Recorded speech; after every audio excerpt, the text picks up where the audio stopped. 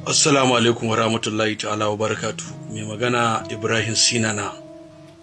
Na sake dawowa kwana biyu kun ji ni shiru, dama kun san ni sai naga abin faɗa nake magana.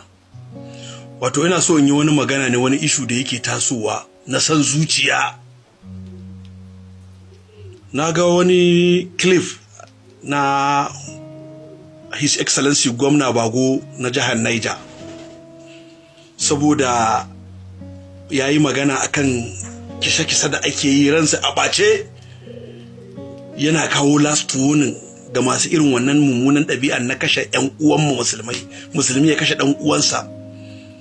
Ya zo sarkin Kagara ne, ina jin sarkin Kagara ne a gaban sarki, yana cewa shi bai yarda da irin wannan ba. Masu wa'azi, masu mummunan wa'azi, mummunan aƙidan nan, masu nunawa kowa kafiri ne in ba su suka yi ba, masu waye masu tada zaune tsaye, ce ba zai yarda ba. A state ɗinsa yake magana. Abin takaici, abin bakin ciki, bai kama ƙungiya ba, bai ce tijjaniya ba, bai ce ƙadiriya ba, bai ce izala ba, bai ce shi'a ba, bai ce wahabiyawa ba, ya dai ce lakurawa. Kuma duk Najeriya mun san lakurawa mutane ne wanda ba sa ƙaunar zaman lafiya, mutane ne masu tada hankali, masu tada fitina. Ya ce bai da abin da lakurawa suke yi ba. Kuma abin da ya faɗa, ya ce bai duk wani wanda aka haife shi nan da shekara 50 da wani abu, salatul fati aka shafa a wajen haifarsa ko wajen auren uwarsa. Maganar da Bago ya faɗa akwai ƙarya a ciki? Amma sai ga abin mamaki yana magana akan masu kashe mutane ba, amma sai ga abin takaici da mamaki. Malaman izala wasu daga cikinsu sun fito suna kumfar baki, sun danganta abin ma da su ake. Ba rami, me ya kawo rami? Ya jama'a mu ji tsoron Allah, talakawa mu tashi tsaye. Mu muke magana gwamnatin Bago ba abinda gwamnatin Najeriya ba abinda ta yi mana, an bar mu ana kashewa. Yau ga gwamna ya fito yayi magana, wasu masu son zuciya sun zo suna takilin ɗinsa, wasu masu son zuciya sun zo suna ganin suna daɗa takilin ɗinsa. Mu kuma talakawan arewa mun ja baki mun yi shiru. Wai me yasa muke zama wai very coward ne? Wannan gwamnonin da ake cewa ba sa magana akan kisan da ake mana ne ba. Ya fito ya zana jallayi, ya ce bai yadda ba a state ɗinsa. Ai ba wai yana wallahi idan gwamna Bago ya fito yayi magana akan state ɗinsa ba, to ba state ɗinsa yake magana ba, har other state ɗin na arewacin Najeriya da wannan musibar take faruwa. In aka ga abu mai kyau ai za a yi copying ɗinsa. Amma sai ga wasu malamai sun danganta abin da su. Yanzu dan Allah dan Annabi da mai hankali, ta yaya ba za a ce ku kuke kawo irin wannan abin ba?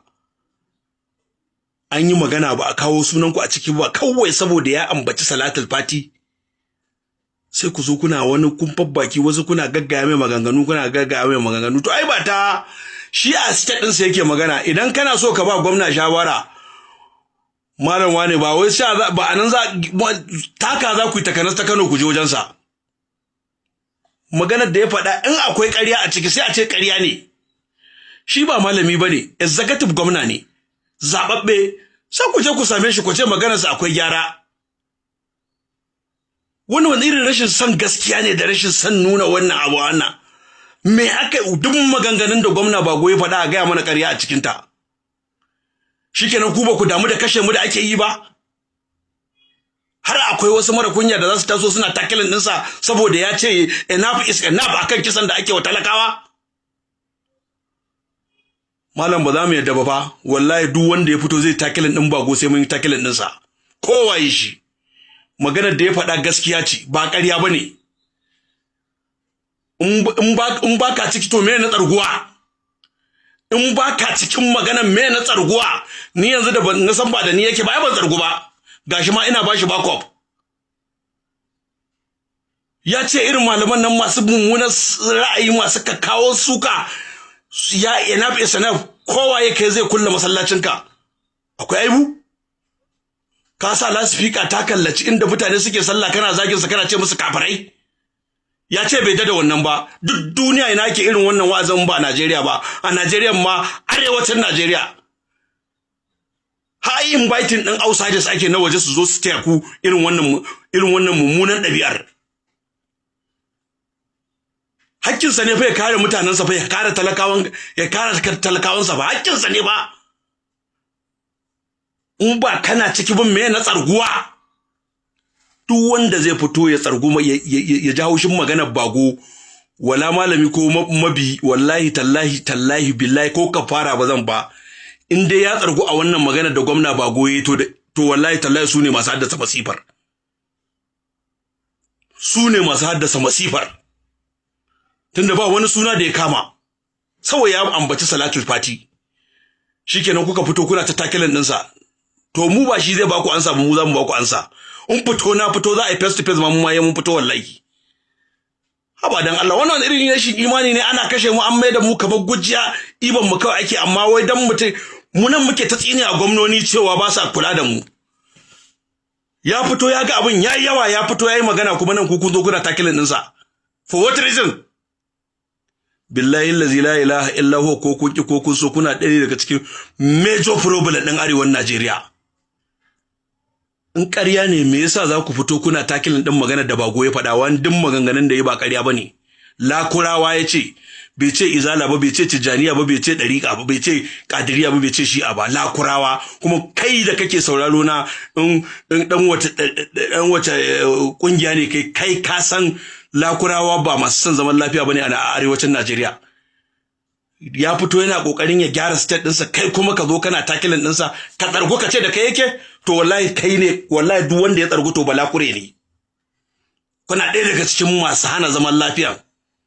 Wannan ai ba ma tunani ma a wannan za ku fito kuna wannan maganganun, ba dama ai magana sai kun nuna kun fi kowa sani.